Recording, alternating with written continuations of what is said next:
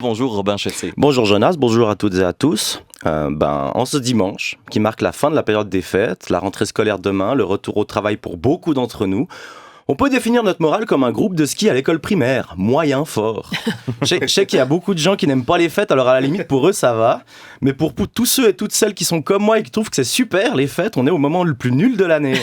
Moi je suis le genre de personne qui veut faire tenir les fêtes le plus longtemps possible. J'ai encore mon sapin décoré dans mon salon. Oh. Ouais, moi aussi. Ouais. Ah oui. Ouais, moi aussi. Ouais. Oh, vous êtes chou. Bon, avouez que c'est quand même aussi un peu... Parce que vous avez peut-être la flemme d'enlever toutes ces boules et ces guirlandes. J'avoue que j'hésite à adopter un chat pour que le boulot se fasse tout seul. Mais début janvier, en soi, c'est tellement dur. Faut tout redémarrer.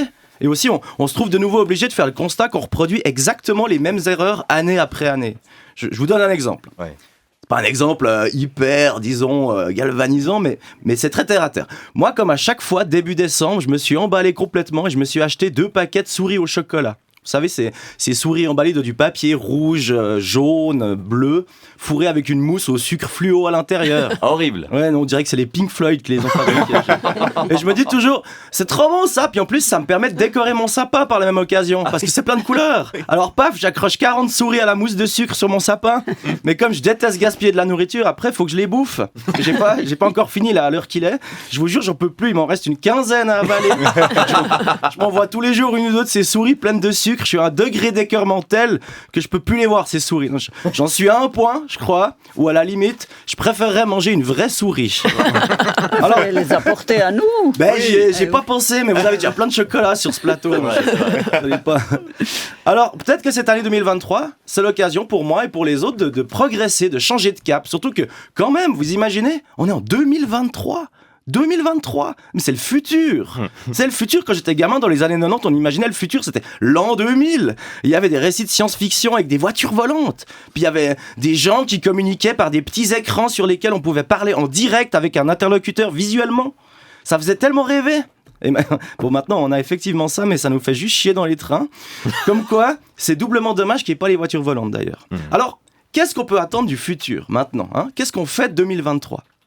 Moi, pendant cette période de fête, j'ai perçu comme une évidence. Pour en apprendre un peu plus sur l'année qui allait venir, j'ai regardé l'allocution d'Alain Berset. Et j'ai tout d'abord pas été très surpris, je dois avouer. Il a commencé par dire que l'année qui s'était écoulée avait été difficile. Alors j'ai pas fait de recherche d'archives, mais je pense qu'on peut faire le pari qu'il n'y a jamais eu une seule allocution dans l'histoire au début de laquelle le président ou la présidente n'a pas commencé par « c'était pire avant ». Non mais Micheline Camiret, je profite que vous êtes là. En 2011, vous avez pas fait « bon, à Vancouver, l'année passée, on a quand même reporté le bronze au curling. Vous attendez pas mieux cette année, non ?»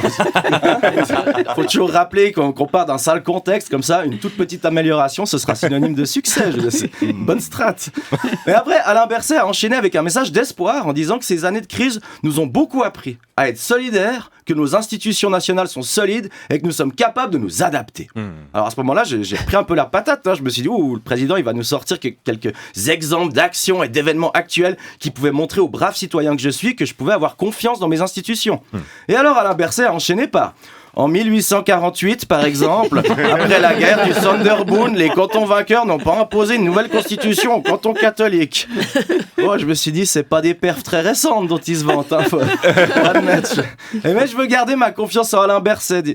Disons que, je sais pas, imaginons que l'armée de Poutine s'approcherait de la Suisse. Je suis pas sûr que je serais rassuré si sa réflexion au Conseil de défense serait un truc du genre...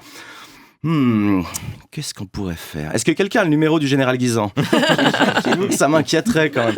Mais heureusement, je suis d'une nature optimiste et je veux continuer à croire au bon fonctionnement de notre politique, à me réjouir de cette année 2023. Surtout qu'on va quand même avoir des élections fédérales et on va pas se mentir, elles risquent d'être pas piquées des verres. Avec des partis qui sauront pas comment jongler entre prioriser l'écologie, l'inflation ou les questions migratoires. Ça sera...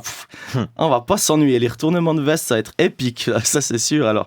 Donc, quoi qu'il en soit, même si on n'évolue pas trop, même si on va continuer à s'inquiéter de façon très adaptable, je sais pas, comme quand on voit Adèle Boden hier qui ressemble à Saint-Tropez au mois de janvier avec une unique piste de ski pleine de fausses neiges, mais comme Marco Odermatt a gagné, on trouve que c'est quand même sympa. Mais même si on n'est pas très conséquent, on peut croire en nous et se souhaiter une année 2023 dans laquelle on va s'améliorer. Et à ce propos, s'il y a parmi vous des fans de souris au chocolat pleines de sucre, je vous convie à venir prendre le 4h chez moi cet après-midi. Ce sera déjà un bon début d'année. Micheline prend déjà rendez-vous.